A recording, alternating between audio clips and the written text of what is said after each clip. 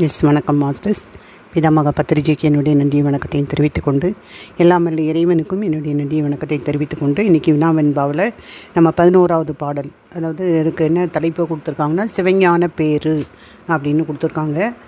முதல்ல அதற்கான பாடல் என்ன அப்படின்னு பார்க்கும்போது, காண்பானும் காண்பதுவும் நீத்துண்மை, காண்பார்கள் நன்முத்தி காணார்கள், காண்பானும் காட்டுவதும் காண்பதுவும் தன்கடந்தை சம்பந்தன், வாட்டும் நெறி வாராதவர் அப்படின்னு குரல் கொடுத்துருக்காங்க.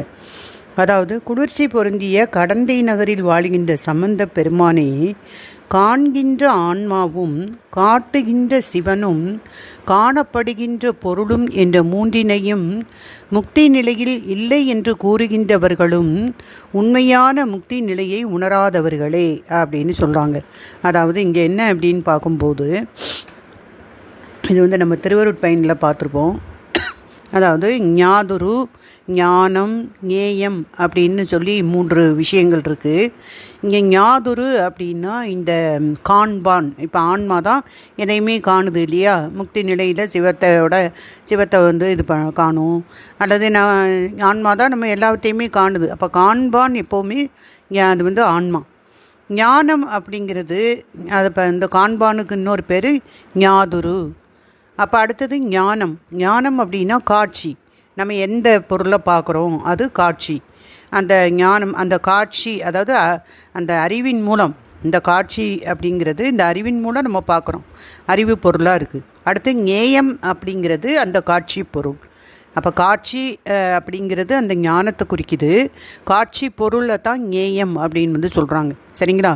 இப்போ ஞாதுரு அப்படின்னா அந்த காண்பான், ஞானம் என்பது எந்த அறிவை கொண்டு நாம் அந்த இதை பார்க்குறோம், பொருளை பார்க்குறோம் அப்படின்னு. அந்த அடுத்தது ஞேயம் அப்படின்னா அந்த காட்சி பொருள், எந்த பொருளை பார்க்குறோம், காட்சி பொருள். அப்போது இங்கே காண்பவன் ஆன்மா, காட்சிங்கிறது அந்த காட்டும் பொருள், அருள். இப்போ இறைவனை காணணுன்னா இறைவனுடைய திருவருள் வழியாக தான் சிவத்தை நாம் அடைய முடியும் இல்லையா? அப்போ அந்த காட்சி அப்படிங்கிறது காட்டக்கூடிய அருள், காணப்படும் பொருள் அப்படிங்கிறது அந்த சிவத்தை குறிக்குது. சரிங்களா? அப்போ இங்கே என்ன சொல்கிறாங்க அப்படின்னா, அதாவது காண்கின்ற ஆன்மாவும் காட்டுகின்ற சிவனும் காணப்படுகின்ற பொருளும் என்ற மூன்றினையும் முக்தி நிலையில் இல்லை என்று கூறுகின்றவர்களும் உண்மையான முக்தி நிலையை உணராதவர்கள்.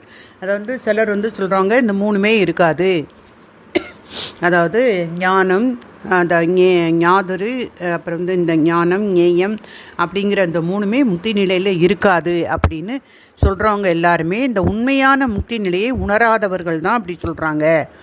மேலும் காண்கின்றவனையும் காட்டுகின்றவனையும் காணப்படுகின்ற பொருளையும் முக்தி நிலையில் உண்டு என்று கூறுகின்றவர்களும் உண்மை முக்தியை உணராதவர்கள். அதான் இன்னொரு சாரார் என்ன சொல்கிறாங்க அப்படின்னா, இந்த 3 விதமான இது இருக்கு இல்லையா, காண்பவன், காணும், அப்புறம் காட்சி, அப்புறம் காணப்படும் பொருள், இந்த 3மே முக்தி நிலையில் உண்டுன்னு சொல்லக்கூடிய இருக்காங்கள்ல சிலர் சொல்கிறாங்க இல்லையா, அவங்களும் உண்மை முக்தியை உணராதவங்க. முதல்ல உள்ளவங்க இந்த 3 முக்தி நிலையில் இல்லைன்னு சொல்கிறாங்க, அவங்களும் உண்மையான முக்தி நிலையை உணராதவங்க. இன்னும் வேறு சிலர் என்ன செய்கிறாங்கன்னா, இந்த 3மே முக்தி நிலையில் இருக்குங்கிறாங்க, இவங்களும் உண்மை முக்தியை உணராதவங்க. அப்போ அதனால் உண்மை முக்தினா எது அப்படிங்கிற கேள்வி தான் இங்கே கேட்கப்படுது. அப்போ வெண்பாவில் 2 கருத்துக்களாக செய்திகள் இடம்பெற்று வினா அமைப்பு இங்கே இல்லை. அப்போ வினாவை குறிப்பாகவே இங்கே ஆசிரியர் நமக்கு உணர வைக்கிறார். ஒரு சிலர் இப்படி சொல்கிறாங்க, ஒரு சிலர் அப்படி சொல்கிறாங்க. அப்போ உண்மை தான் என்ன அப்படிங்கிறத இங்கே ஒரு வினாவாக நமக்கு உணர்த்துனாங்க. இப்போ வெண்பாவில் இடம்பெற்ற முதல் செய்தி ஏகான்மவாதிகளின் கொள்கையாகும். இப்போ ஏகான்மவாதிகள் இருக்காங்களே, அவங்களுடைய கொள்கை என்ன அப்படின்னா, இந்த காண்பவன், காட்சி, காணப்படும் பொருள், அல்லது இன்னொரு பேர் ஞாதுரு, ஞானம், ஞேயம் அப்படிங்கிற அந்த 3 பொருட்களும் இருக்குது. இந்த 3 பொருட்களும் புறநிலையில் இருக்க, முக்தி நிலையில் இந்த ஞாதுரு, ஞானம் என்ற 2ம் இல்லாது ஒரு பொருளாகிய ஞேயம் மட்டுமே உள்ளது என்று கொண்டு 3 என்ற பகுப்பு இல்லை அப்படின்னு அவங்க சொல்கிறாங்க. அப்போ முதல்ல என்ன சொன்னாங்க அப்படின்னா, இந்த 3 பொருள் புறநிலையில் இருக்குது அப்படின்னு ஏகான்மவாதிகள் சொல்கிறாங்க. அதாவது இந்த ஞாதுரு, ஞானம் ஞேயம். ஞாதுருன்னா காண்பவன், ஞானம்னா காட்சியை குறிக்குது. அந்த அடுத்தது ஞேயம் அப்படிங்கிறது காணப்படும் பொருள்.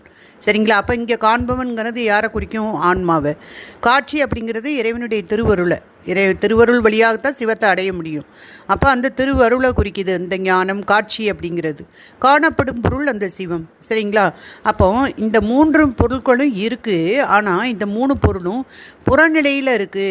அதனால் முக்தி நிலையில் இந்த ஞாதுரு ஞானம் என்ற 2ம் இல்லாமல் போய் ஒரே பொருளாகி அந்த ஞேயம் மட்டும்தான் இருக்கும் அப்படின்னு அந்த ஏகான்மவாதிகள் சொல்கிறாங்க. அதாவது காணப்படும் பொருளாகி சிவம் மட்டுமே இருக்கும், இந்த ஆன்மாவும் இந்த திருவருளும் அங்கே இருக்காது அப்படின்னு அவங்க சொல்கிறாங்க.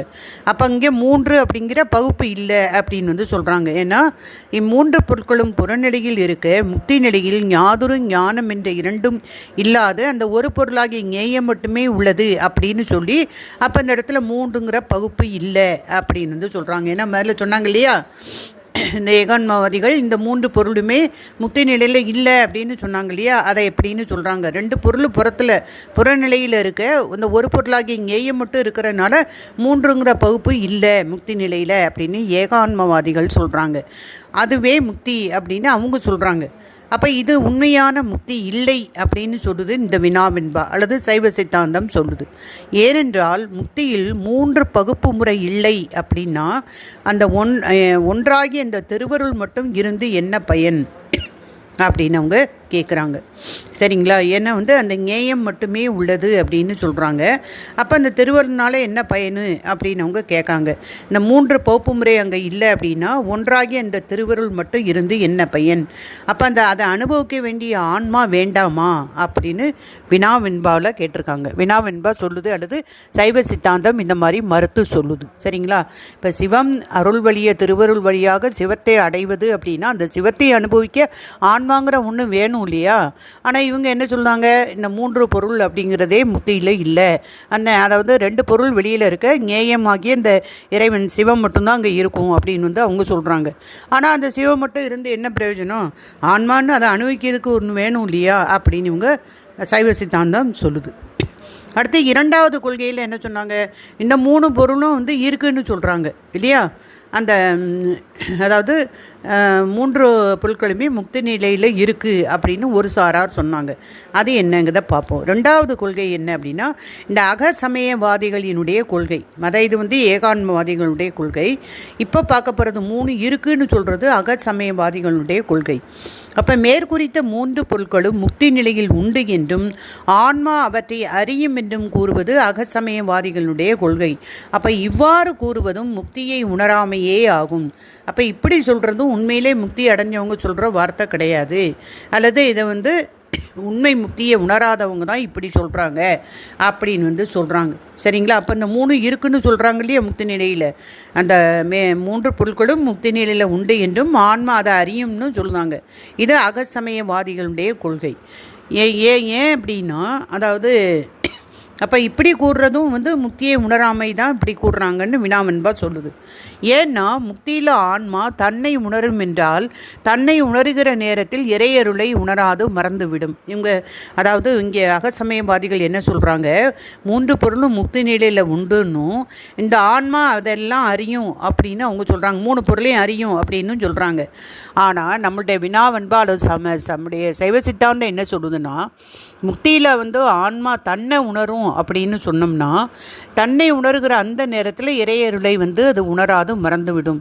ஏன்னா ஒரு நேரத்தில் ஒன்றை மட்டும்தான் அது உணர முடியும் அதாவது அந்த ஆன்மாவால். சரிங்களா? அட் அ டைமில் எல்லாத்தையும் அதுக்கு அறியாது, அதுக்கு தெரியாது, உணர முடியாது. ஒரு நேரத்தில் ஒன்றை தான் உணர முடியும். அப்போ அது ஏனென்றால் இந்த ஆன்மா என்பது சார்ந்ததன் வண்ணமாகும்.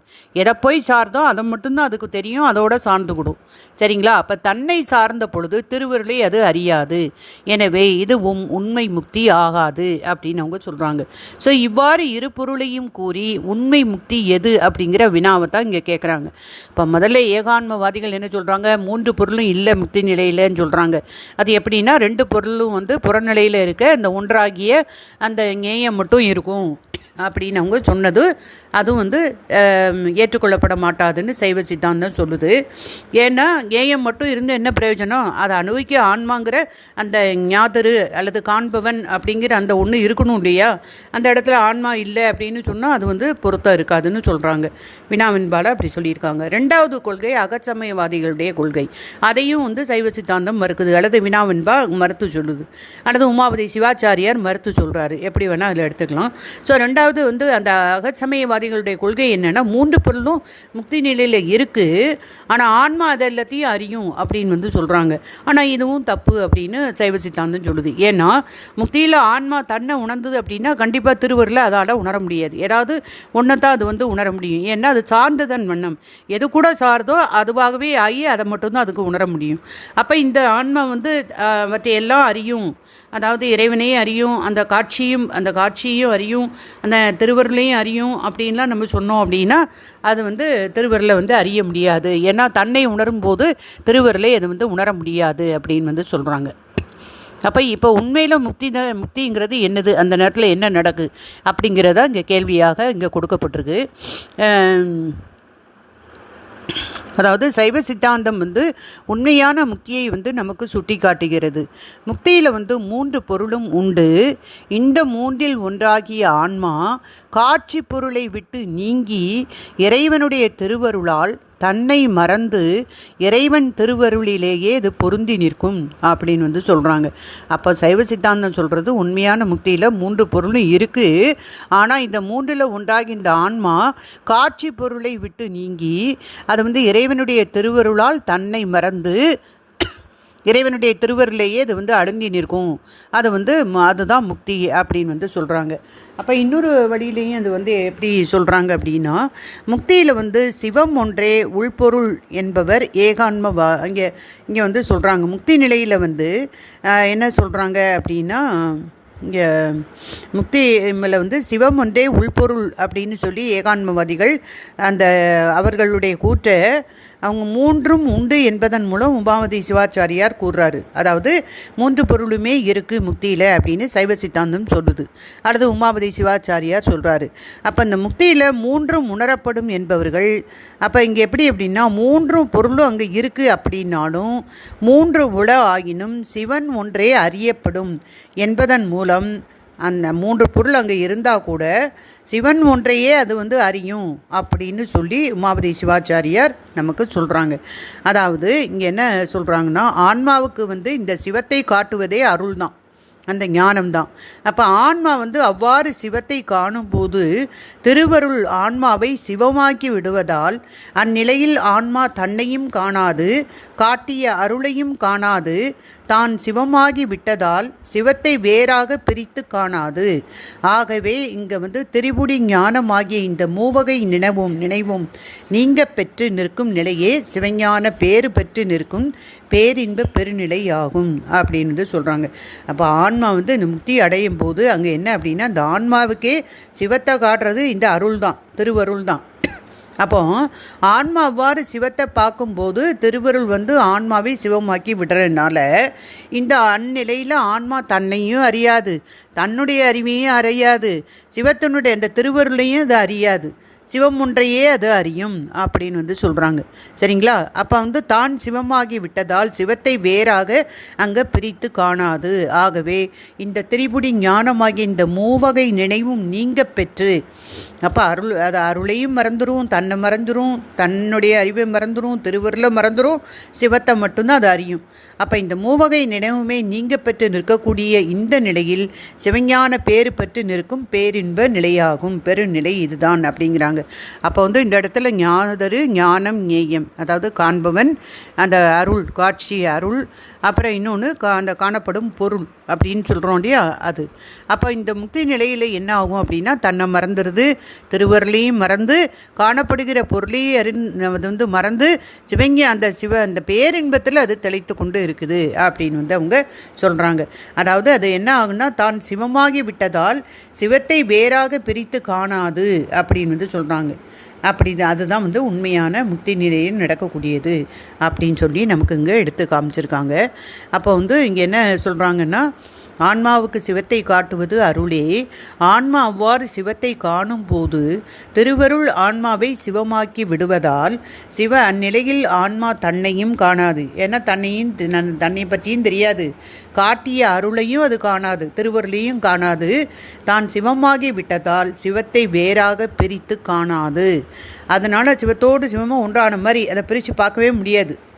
அப்போ அந்த இடத்துல இந்த 3 இதுவுமே அந்த இடத்துல நீங்கள் பெற்று நிற்கக்கூடிய நிலை தான் உண்மையான முக்தியில் இருக்கக்கூடியது. அப்போ சிவஞான பேர் அந்த நேரத்தில் சிவஞான பேர் பெற்று நிற்கக்கூடிய அந்த பேரின்ப பெருநிலை அதுதான் அப்படின்னு காமிக்கிறாங்க. அப்போ சிவஞான பேர் அப்படிங்கிற தலைப்பின் கீழே நமக்கு இது கொடுத்துருக்காங்க. ஸோ இங்கே முக்தியில் ஆன்மா சிவத்தை மட்டுமே உணர்ந்து அதனோடு ஒன்றி இருப்பதே உண்மையான முக்தியாகும் அப்படின்னு சொல்லி முடிக்கிறாங்க masters. S masters, thank you masters.